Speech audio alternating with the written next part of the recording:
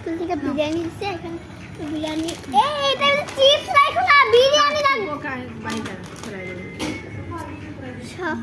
এটার ভিতরে বিরিয়ানি এটা ছোট্টটা কিনবো সবকসে বিরিয়ানি খাবো কেন আল্লাহ একটা গোস্ত দিছে একটা ডিম দিছে আর কিছু সুন্দর আপ দিয়ে খায়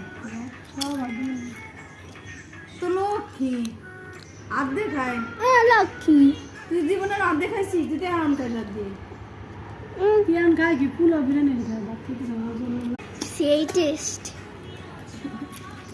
ও বার্থডে সকালে কি আসছে জিরো জিরো